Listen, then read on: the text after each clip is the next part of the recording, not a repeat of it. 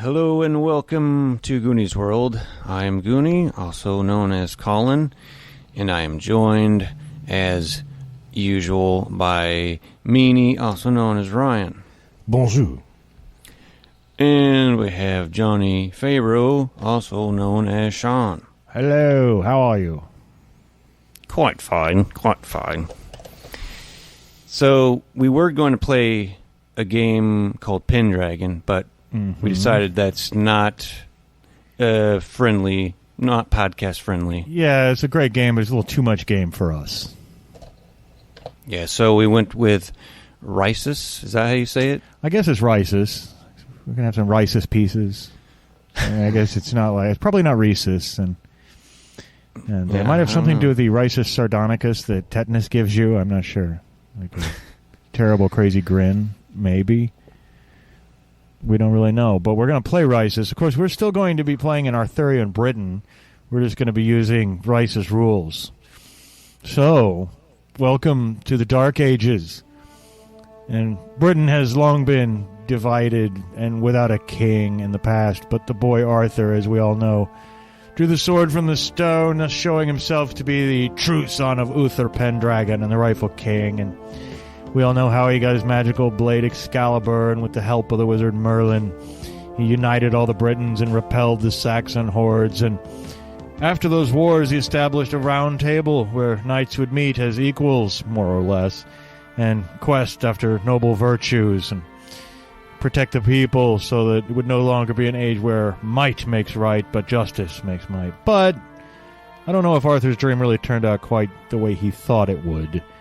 Now, you two, your characters are Knights of the Round Table, and you have felt this sense of sadness and foreboding in the once glittering court of Camelot.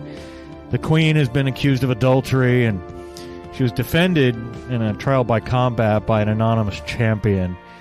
And although the queen was deemed innocent in the eyes of God, according to the king's justice, because you know that nobody who is right can be beaten in a fight. Obviously, God would never let, the wrong party win. But still, there's this atmosphere of cynicism and mistrust that sort of overshadows the court. And furthermore, you two have both played a part in this recent unpleasantness. So let's meet you guys. Ryan, can you tell us a little bit about your character, like his name and what he looks like, and what part he might have played in all this recent unpleasantness? Oui. Je suis Mador de la Porte, and for any French listeners who happen to be listening, my French accent is not as outrageous as John Cleese's, but Outrageous.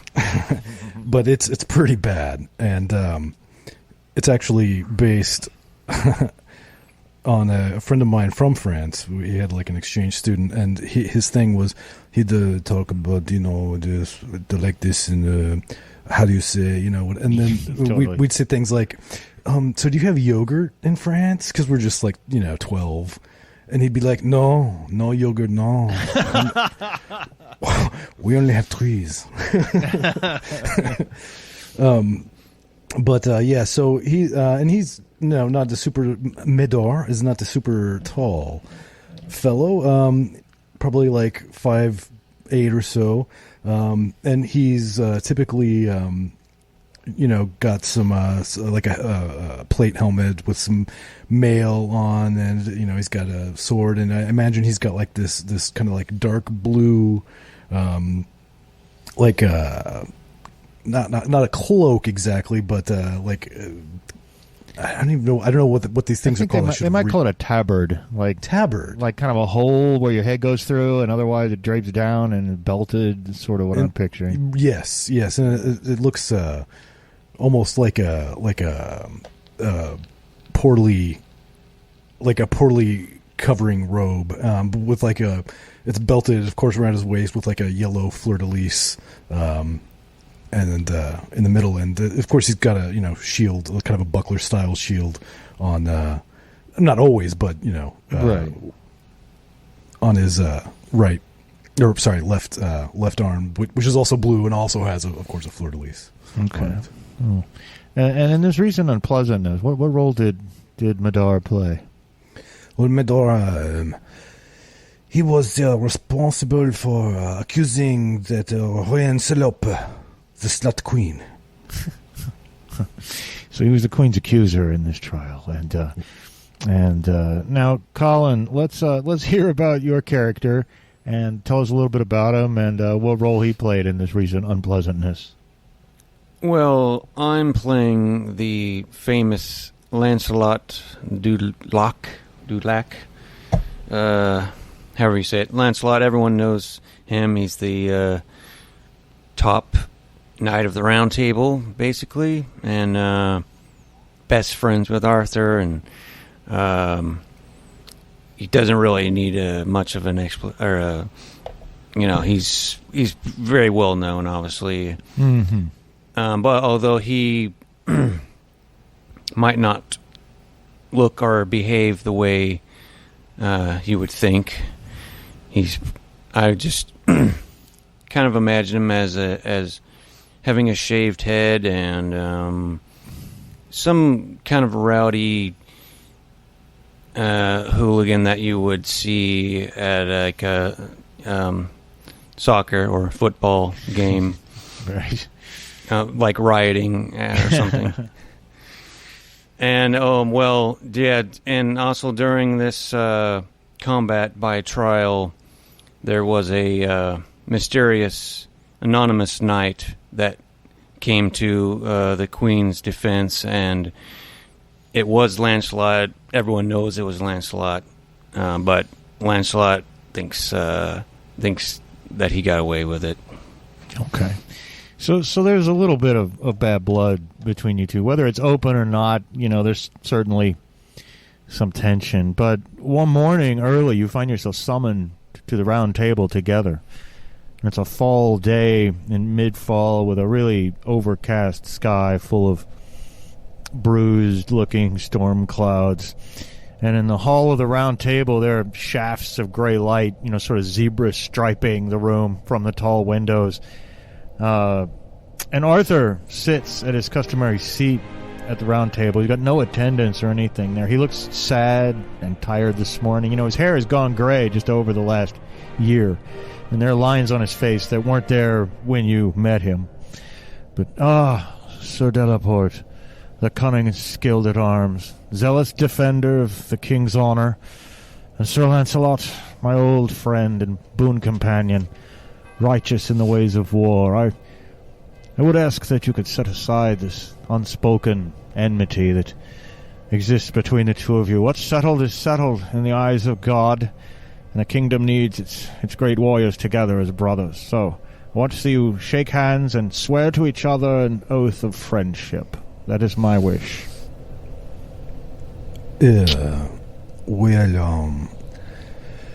I suppose if you think that is the right thing to do, Monroy, what about you, Monsieur du Lac? Well, I suppose I can handle that. All right, I guess I'll shake on it. Okay, yes. Put how you say put her there? That was a fairly common phrase in the Dark Ages, I believe. Yeah, of course. Yeah. Well, when you shake hands, Arthur says, you make my heart glad. But the people of Uffington, they're not glad. They have sent a messenger who came by night begging the help of the Knights of the Round Table. The ancient monster, the Avanc, has emerged from a slumber of centuries and terrorizes the king's subjects. So I call upon you to ride forth in your newfound friendship and destroy this creature. The people must see that the might and power of the Round Table is still a force for good in this land. But the danger could be very great, so I cannot in good conscience order you into what might be your deaths. Therefore, as your king, I humbly ask, will you undertake this perilous quest? Je suis désolé, monsieur Moroy. You said there was a monster? Yes, the Avanc. I don't know much about the monster. It's you should ask the people of Uffington for details. It's not a fucking dragon, is it? I don't believe it's a dragon. I believe it is a semi-aquatic hate dragons. creature. I hate dragons too. Of course, my father, the great Uther Pendragon, comes from a long line of dragon killers. Drove most of them out of Britain. Merlin often speaks of a dragon that gives him his power, but I believe he is being metaphysical. Of course, I have not seen Merlin nigh upon these 6 moons. He comes and goes as he pleases. But I can't tell you much about this Avanc, other than I am told it might resemble something like a very unpleasant beaver of some sort. I think you know something about Yes. Well, we're just going to let that one go without any unseemly giggling. Désolé, Moroy. Désolé. I was going to say something, but I was too slow to think of anything clever. You may be slow with your wits, but you have always been fast with your sword. The good, bold Sir Lancelot. Always been very useful with your tools, as my good lady wife tells me, your queen. But that's right. However, I'm glad that you will do this, and there's much daylight left, so it is possible you could reach Uffington come dark from Camelot. So I bid you good luck. I hope to have solid news on your return, and may God go with both of you. And you're clearly dismissed, and you can walk down to the stables together where servants are getting your horses and the horse barding on. You can put on the rest of the pieces of your armor. And hey, I'm going to put you on the spot, though, just for the heck of it. What's the name of your horse, Mador? Henri. Of course it is. Henri, your war horse. And how about you, Sir Lancelot? What's the name of your horse?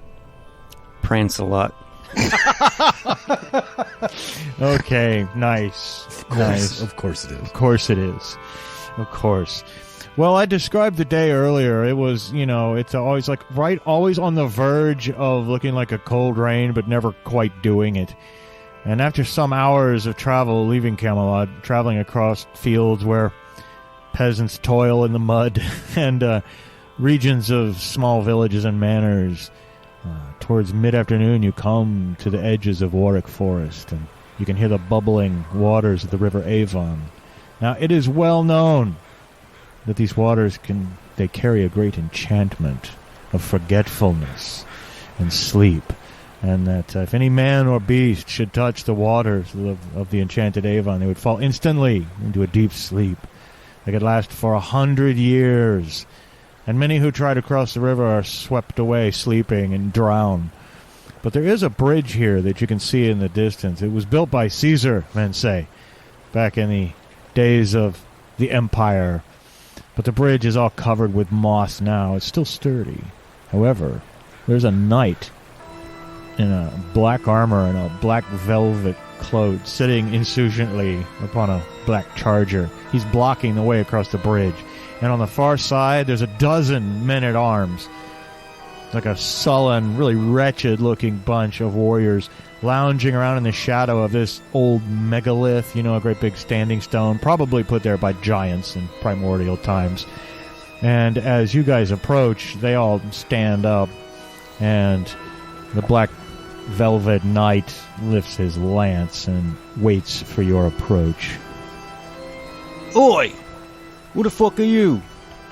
I am the Black Velvet Knight. Oh, I never heard of you. I'm fucking Lancelot, have you heard of me? I have heard of you. I'm the top fucking knight of the round table. So they say. So what are you fucking guarding this fucking river or something? Because it is my pleasure. And I see you have brought your servant, or squire. Who is this sloppy knight who rides beside thee? Well, he's a lesser knight, but he's not a squire. And Mador's gonna dismount his horse and begin walking in the direction of the Black Velvet Knight. And he's going to say, go ahead. No, go ahead. I was going to say he stays on his horse and looks down at you as you approach. Bon monsieur chevalier, how do I say, are you spoiling for a fight? It is my curse and my pleasure.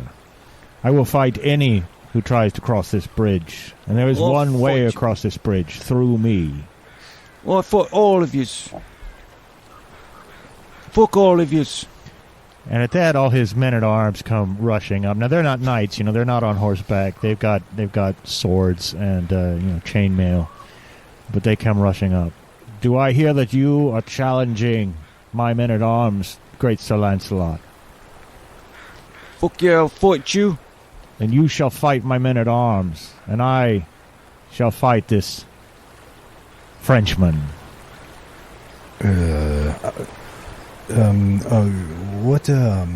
Why does he have to fight so many? Because he is the great Lancelot, and he must prove his worth. Therefore, it's not fair if I just fight one guy. He's got to fight all of them. Yeah. Suit yourself, monsieur. While I am worth all of those men-at-arms and more. And so, French knight, you will have a chance to prove your honor against me. And, as I obey the laws of chivalry, as the challenged man, you may choose the mode of combat. Shall it be on horseback or foot, and with what weapons? I suppose we should fight on foot, with swords. Very well. And he dismounts and slaps the butt of his horse to where it goes off on the other side of the bridge. And meanwhile, the dozen men-at-arms come rather hesitantly, actually, across the bridge and spread out in a great big semicircle around you, Lancelot. And meanwhile, the Black Velvet Knight draws his sword. And then there's a tense moment as everybody looks at each other. And the camera closes up on everybody's eyes. We do a whole Sergio Leone pre-fight bit of calm. But then the Black Velvet Knight says, "Have at you!" and begins to move forward and attack you, Mador. And I will go ahead and ask you to roll your knight dice, Mador, as he comes in for his attack. Okay. Now he is rolling 6 dice, but he's double pumping, so he has to drop down a dice on the next turn, no matter what. And so if you can defeat him, he'd have to drop down even more than that. So he rolls the dice and has he has a 14 with all his dice. Mador has about 11.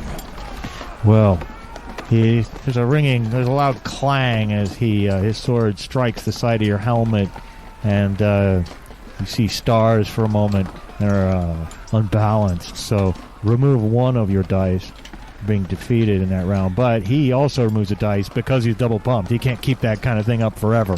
He's an unwise fighter. You can see already that he's going to spend all his strength, in the beginning, hoping to knock you out quickly.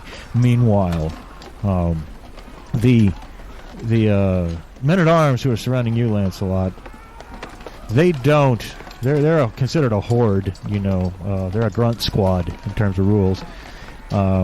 But they don't seem quite as enthusiastic as their master is. And would you like to run it, attack them? How would you try to attack all of them more or less at the same time? You may not be able to get every single one. I was curious about your style in fighting a horde. It'd be cool and cinematic if I just swung my lance, around in a circle. Knocked them all on the head. Yeah, and you never really said you got down from the horse either, which is kind of funnier if they're all on foot and you're still on your horse. And yeah. And Debbie then would have comfortably. Yeah, why don't you go ahead and do that? They also rush in and try to do some stabbing once they see that you're in movement.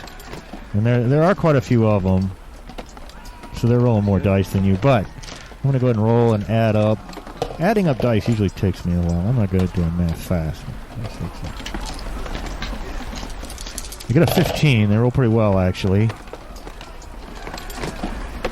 Yeah, I got a 13. Oh, not much. But you do conk quite a few of them in the head, and but they do get the better. They give one of them, stabs your thigh, gives you a cut, gets into the chink in your armor up behind your knee, hits your back of your thigh, and so you go ahead and also lose a dice. But meanwhile, Sir Mador takes another furious attack. And by the way, if you want to narrate anything clever or whatever, this is a very freeform system in terms of combat. But again, he's coming with a huge cleaver movement, but you can tell he's a little bit weakened by his previous attack. He actually gets a 12 this time on slightly fewer dice. So I guess you'll have fewer dice too. Yes, I will. A lot depends on rolling high in this game. Well, you didn't sound triumphant. I didn't quite hear what you said, but 10. He rolled a 10. 10. Well, this seems like a little bit of an unbalanced combat so far, although you could tell that Mador is tiring. Meanwhile, the men-at-arms, of course, now you're all engaged in a vicious cluster, a vicious melee, Lancelot. How do you want to attack them this time? All right, so this time, are they wearing helmets? Well, they're wearing like little pot helmets, sort of like bullet helmets. They're not like full encompassing the face. They're like those Bayeux Tapestry Norman-style helmets. Well, regardless, I will jump down from my horse and do what I have the most points in, the most dice in. And I don't know if you said it earlier, but we're using something called cliches, and this, describes a bunch of things that we are good at. Yeah. And so I have headbutting, and I'm going to headbutt one of the guys. Okay. Yeah. So I get to use 5 dice. All right. You go ahead. They actually roll pretty poorly here. I have a 9 from them. 16. Oh, well. Boom. That not only knocks the one guy, the first guy, like he boom, boom, boom, boom. There's like a little bit of a chain reaction, and next thing you know, 2 or 3 of them are on the ground, rolling around, grabbing their heads. Their helmets have fallen off. They're trying to scramble out of the way, and they lose a die from their overall pile. And now, Mador, Sir Mador, if you were to come up with some, really clever tactic or something that could always be good for an extra dice or two, if you feel like you're starting to run out, you can definitely tell that he's going to be a straightforward and direct fighter and try to hit you as hard as he can. Is there any special tactic you'd like to use to give yourself an advantage of some kind? Because you might only be down. You might be down to like just 2 dice now. Is that correct? Or? That is correct. Yeah.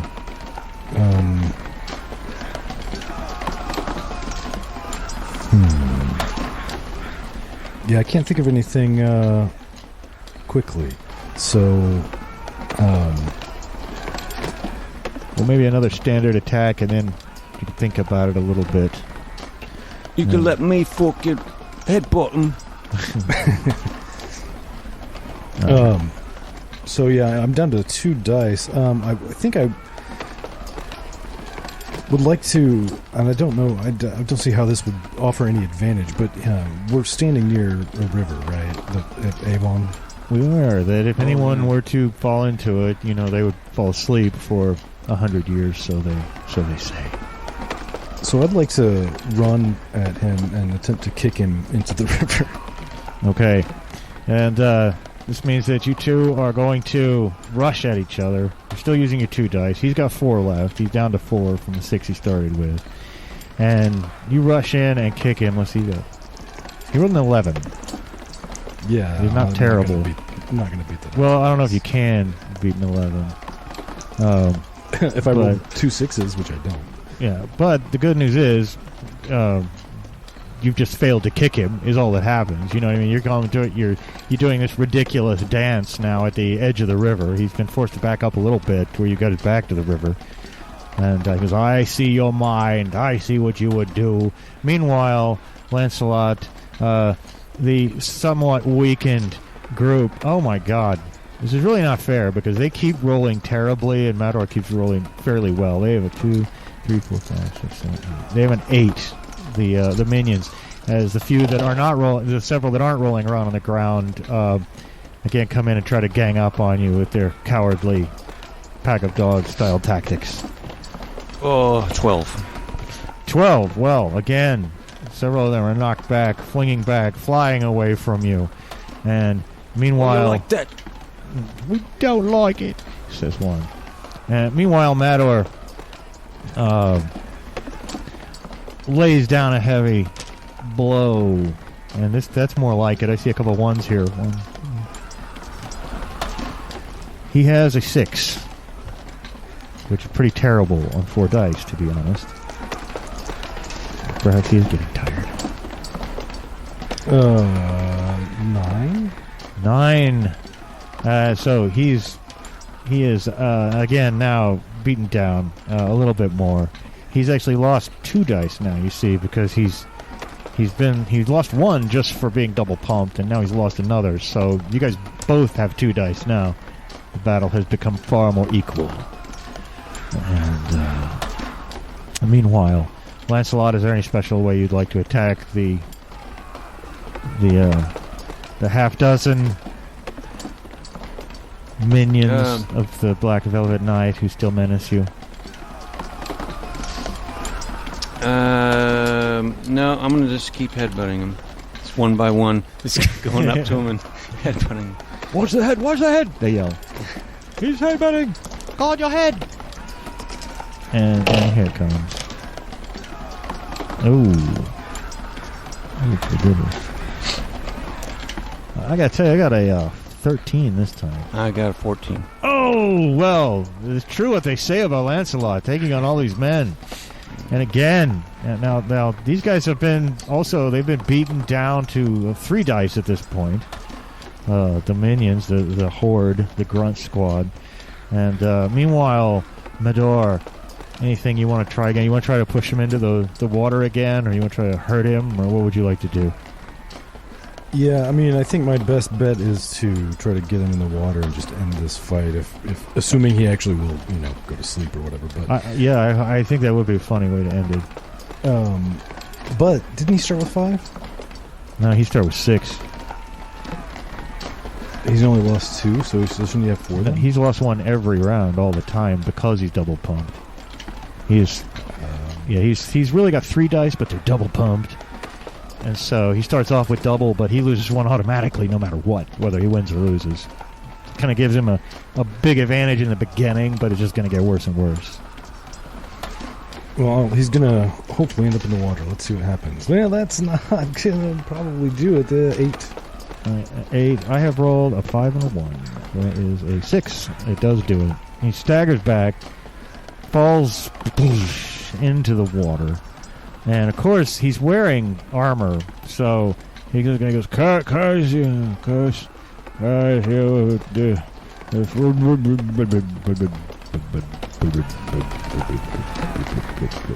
Run for your life! Those minions, as they begin to try to flee. Would you guys like to make a challenging roll to hack them down as they flee, or would you like to be chivalrous and let them run away?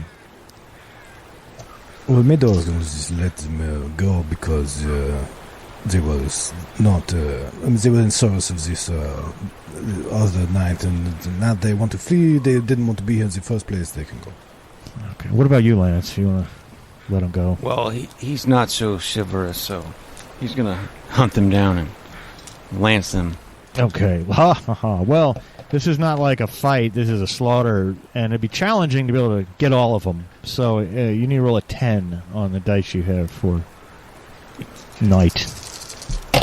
Oh, for night, yeah. Well, I guess it doesn't have to be, if you can describe it. Nah, it would be night, I think. I mean, this is a system. This is a system that will let you use hairdresser versus, bazooka fighter if you can justify it. So. Yeah. So I'd lost one with the knight. And, let's see. Oh, I still got 11 though. Hey, that's great. And yeah, it's kind of an ugly thing to see, but you ride these guys down, clatter across the bridge, and the shadow of this great stone megalith that overlooks the scene. If I can picture like the shadow, you just see the shadow on the megalith. These guys are getting hacked to pieces as you and trampled by your horse, probably. While the more laid back Mador looks on, and the Black Velvet Knight's horse is here. Would you guys like to take his horse as a prize of war? I guess really that's up to Mador. He's the one who defeated him. Well, is he going to get out of the river, or is he going to... No, he's fallen asleep, and so he's drowned. Oh, well... He's completely defeated. He's going to lay down there and rust and rot and be food of fishes at the bottom of the river. If he had stayed on his horse, it might not have been that way, but you challenged him to combat on foot. And I don't think he can swim wearing plate mail. I wonder if that was the man that fought anonymously against you. Yeah, probably. He was so easy to defeat. Well, it seemed to be easy to defeat this time. At first fight, he was very fierce for some reason. Yes, well, it's because, of course, my, how you say, testicles were not fully engaged. I don't know what you mean by that. Well, after what will be known to folklore as the slaughter at the bridge, you bold knights move on into the forest, and you travel for a while. Again, it's dark in the forest because it was late afternoon anyway, but remember the sun was not out, and so it's dim. But up ahead, you hear a beautiful voice singing. And you can hear some running water, like there's a little brook. And through the trees up ahead, and it's fall, of course, so you got a picture. It's not a green forest. It's like bathed in russet colors, and orange and dark yellows of all the leaves as they're changing colors. And there's a lot of them on the ground as well. But in a hot spring up ahead, through the trees, you can see a maiden bathing in a pool and singing. And she sings so well. I'm going to roll some dice for her, actually. And she has a 14, so it's a challenging thing to do, but she has actually called a lot of adorable birds and forest animals. And they're all gazing upon her adoringly as she bathes and rocking their heads back and feeling pacified by the beauty of her song. You can see her gown, her simple peasant gown, hanging on a branch nearby. Would you guys like to approach this maiden of the wood while she's bathing? Yeah, I think it's gonna get a lot less Disney. Picturing something terrible happening in the shot of the little adorable creatures, their eyes going wide in shock and horror.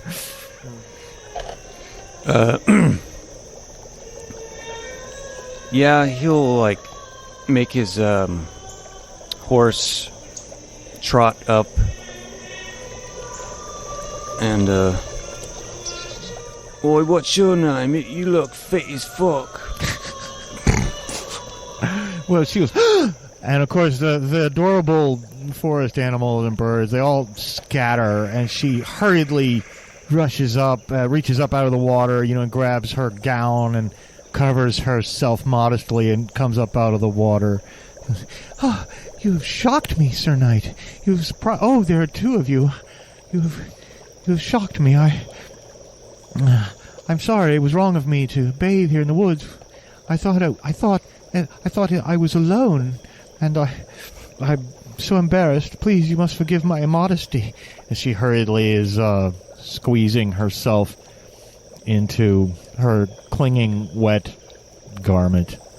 And I would like to just briefly cut to a shot, a close-up of Mador's face as he rolls his eyes. Totally. Cut back. Yes.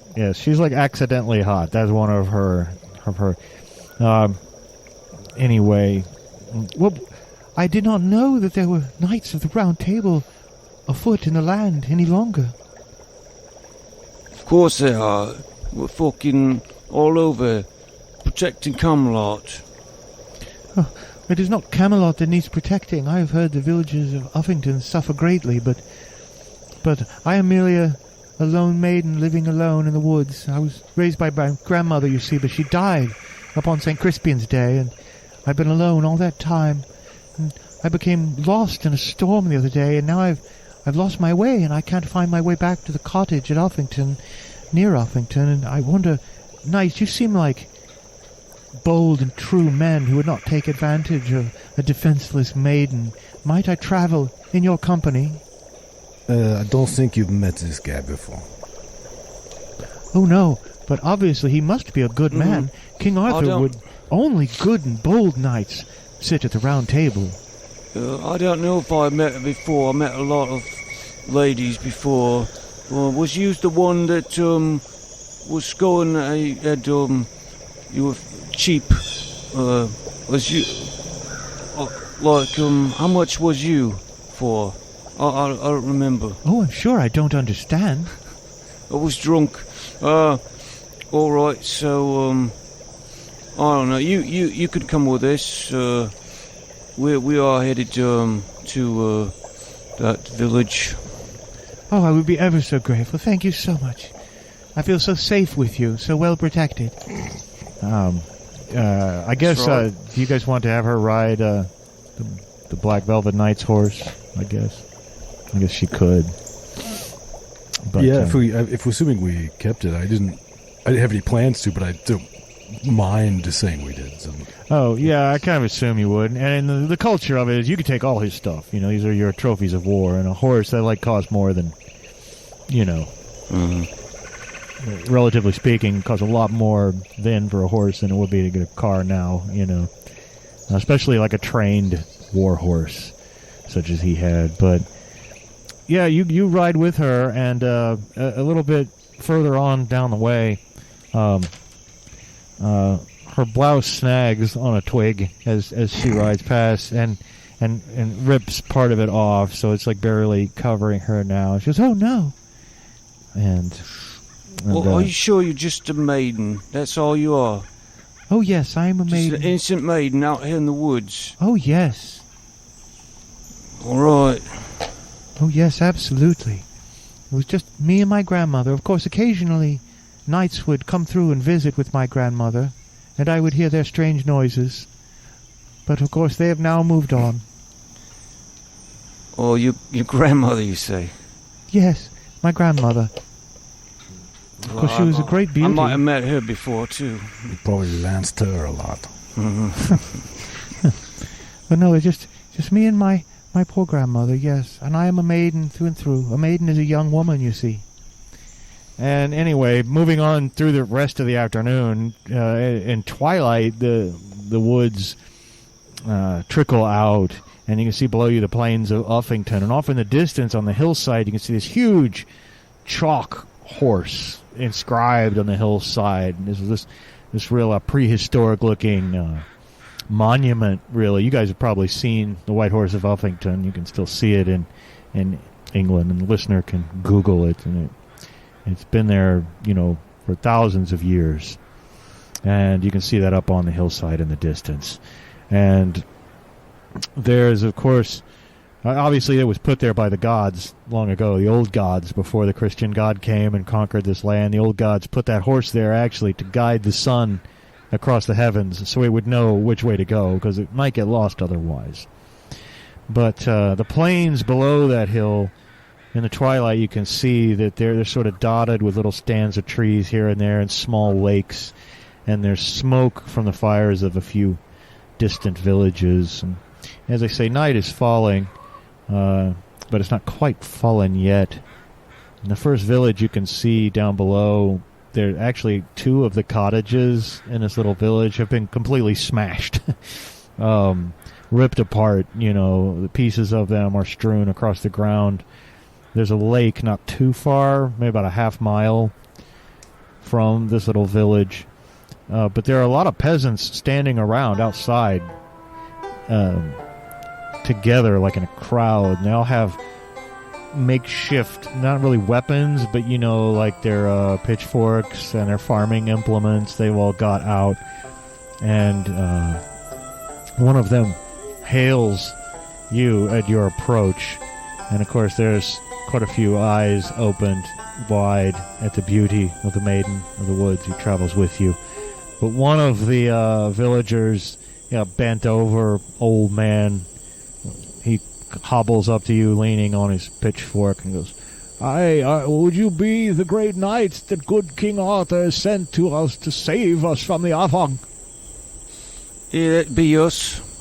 Oh, praise God and praise the King. I am Reynard. I am the headman of this village.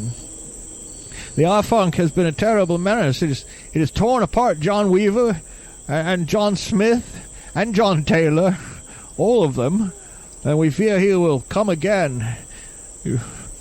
I don't know what to do, but finally we have bold knights who could put down this terrible monster. It's the size of a house, and it looks like a terrible cross between a beaver and a serpent. It's terrible.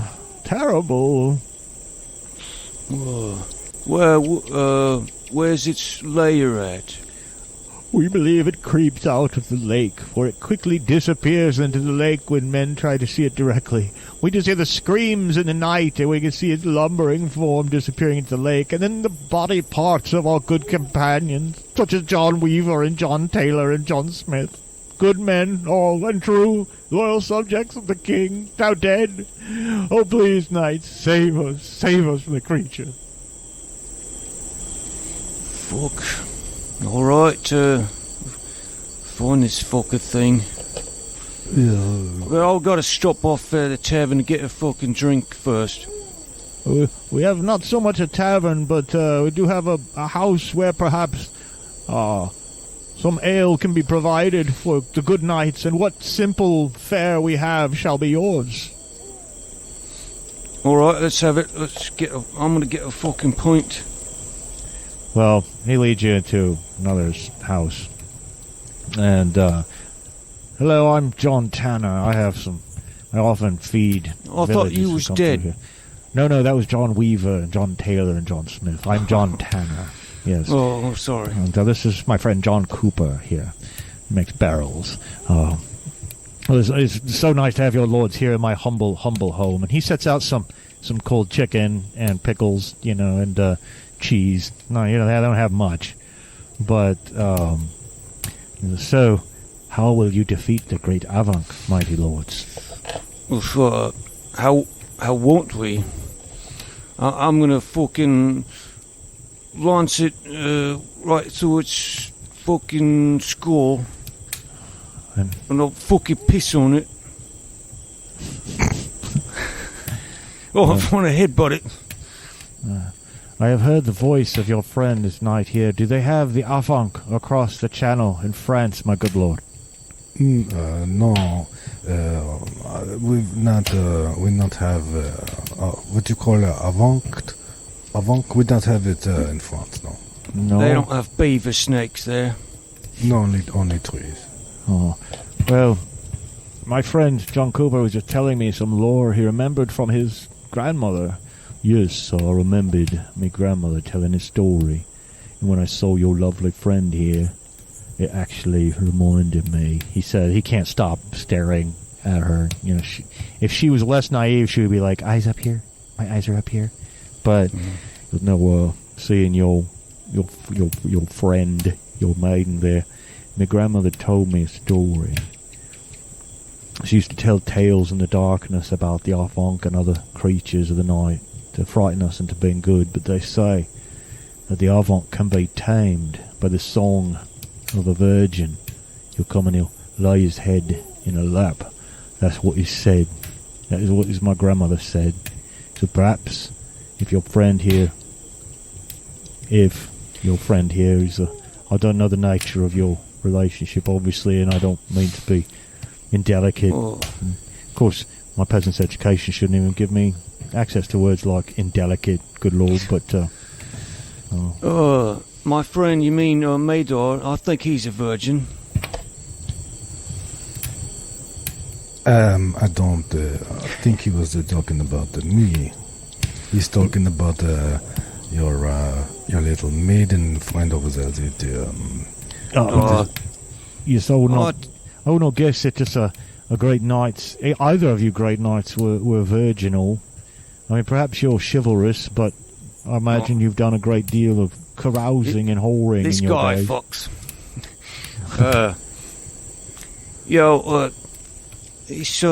This maiden, just between you and me, I think she's a proper slag.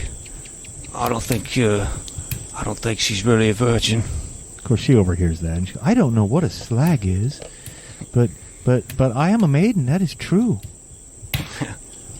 Well, only one way to find out if you're really a maiden. But so what is it? Are you a virgin? Oh, I am a young girl, yes, and I will be happy to sing to the creature if you bold knights will protect me while I do so. Perhaps it will lay its head in my lap, the way the unicorn would. Well, it might work. I mean, we did see her with the forest creatures earlier. You know, she's got a purity to her, I guess. Oh, yes. Monsieur du Lac, if this maiden had a unicorn in her lap, then I don't think it's gonna. I think that is disqualifying. I see what you're saying. Yeah. Well, I think bestiality doesn't count. So I don't know what you were talking about. You're so educated and smarter than me. Yeah, I'm all not at the round table. So you say you could sing real good? Oh, beautifully. Did you not think my voice was beautiful when you approached and you heard me singing to my forest friends? I wasn't paying attention to your voice, but I'm sure it was nice. Yes, I guess you were paying attention to the road. That would make sense. To the path. You wouldn't want to get lost. Well, that's right. Boy, it's so cold in here, she said. It's a bit nipply. Well, shall I sing to the fierce creature? Yeah, I guess so. I mean, we could try that. If that doesn't work, I'm going to fuck it up.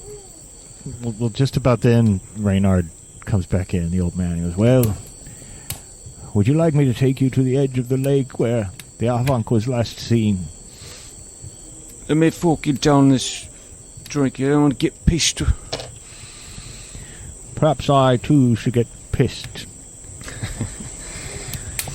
We'll get nice and rowdy. This is really strange-tasting water. She's the most naive girl ever.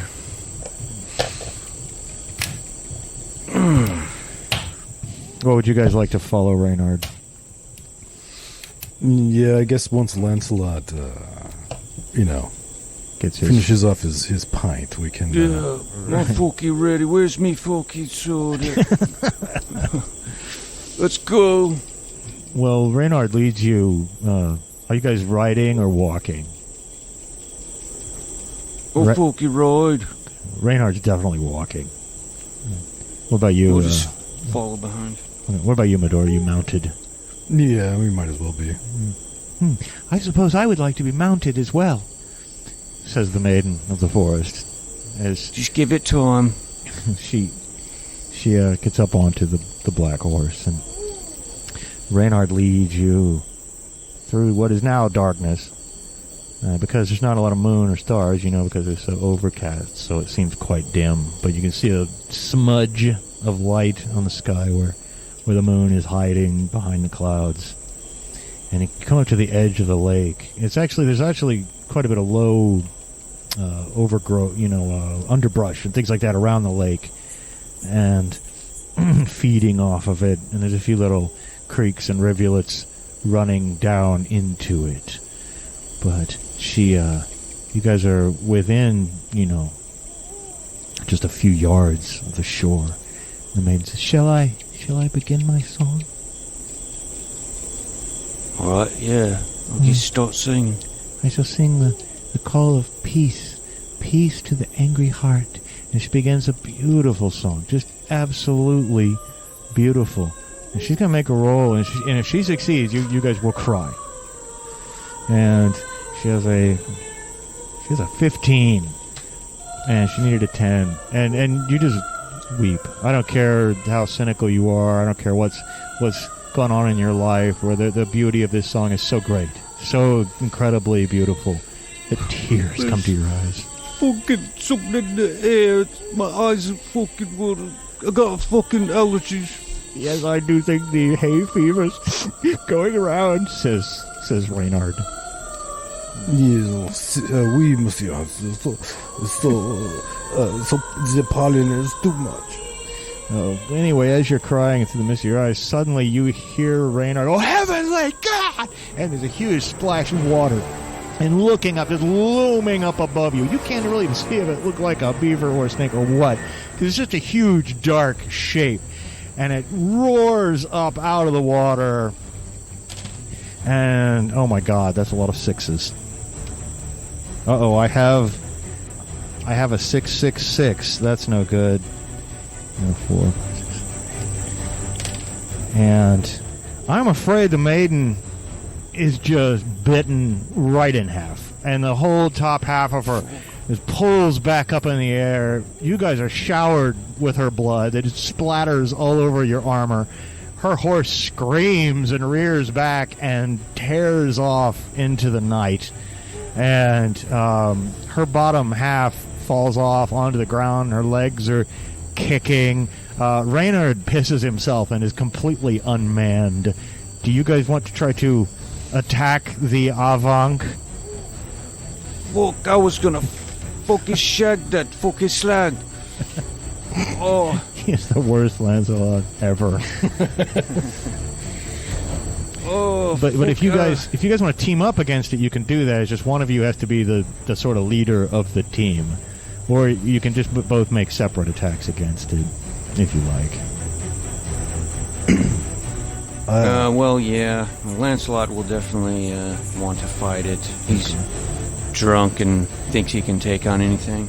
Okay. Monsieur du Lac, I propose you take the lead and I follow your lead, eh? Yeah, I'm gonna fuck it up. Okay, well, fuck it in, buddy. Well, basically, you guys can all roll your night dice, which they're back up to full now because you've had plenty of time to recuperate after your last battle. But you, Mador, will only contribute your sixes. If you roll 6, they count. If not, they don't count. And you would add those successes to whatever, add that number to whatever Lancelot would get.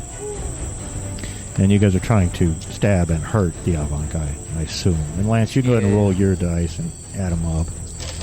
I'm rolling for the Avanc here.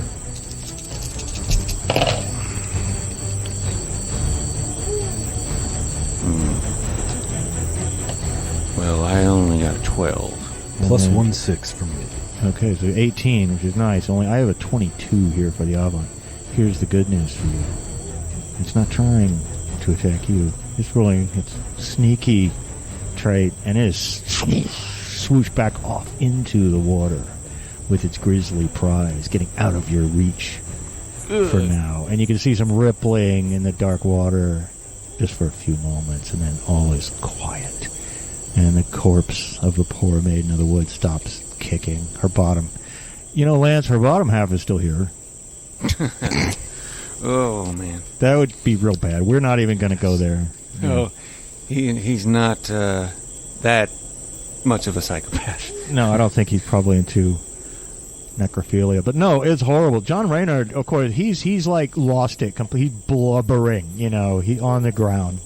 He's like when Chef sees the tiger in Apocalypse Now. He's completely flipping out and clawing, he's tearing out his hair, and like I said, he's wet himself. The people of the village, you can see they're all lined up. They're too afraid to come close to where you are, but they're all crying and screaming, and you can hear them. And John Tanner and John Cooper come up, and John Cooper goes, "Well, I still think my grandmother was right. I think maybe you're right. Maybe that was no virgin." Yes, I had a sneaking suspicion, how you say, Of course, slag. Of course, says John Tanner, we're left in the same boat here because the Avanc is still around. I don't know where you'd find a virgin in this day and age. Well, the virgins are very hard to find. But you know who would know where a virgin is, don't you? Who? Well, of course, Merlin. Of course, Merlin knows everything. The great enchanter Merlin. That old fucking codger. Well, he's they say that his cave is just beyond the hill with the white horse. Perhaps he should talk to Merlin and see if he could find a virgin for you. Perhaps he could conjure up a virgin. Maybe he himself is a virgin, for he is an unnatural creature. Right, yeah, he might be. I don't think he gets shagged. He's too fucking weird. But he's so old to not even do it at one time. That's hard to believe. If I were Merlin, I would cast a spell upon myself, says somebody else in the village. Yeah, he could conjure up a demon, and he could conjugate with the demon, says another peasant. But he's got weird fucking ideas. He's terribly mysterious. I like the idea of conjugating with... No, I don't. What am I saying? I don't know what I'm saying. I don't know what I'm saying either, says Reynard as he gets up and runs back to the village. You're going to get burned at the stake. Well, maybe Merlin can find a virgin for you guys, and maybe he can't. But I think next time... sniff out a virgin. Can you? Well, we'll see. I don't have that ability, no. No. Sniff out a virgin. 5 dice and sniff out virgin sniffing. 5 dice. And anyway, maybe next time we should go look for Merlin and see if his cave really is on the other side of that hill. So we'll go ahead and leave it there for now. And when we come back next week, we'll hopefully meet another legendary character, the Great Merlin, and we'll see if he is as different from what you think as Lancelot has turned out to be. So, all right. So that's it for this week. We'll see you next time on Goonies World.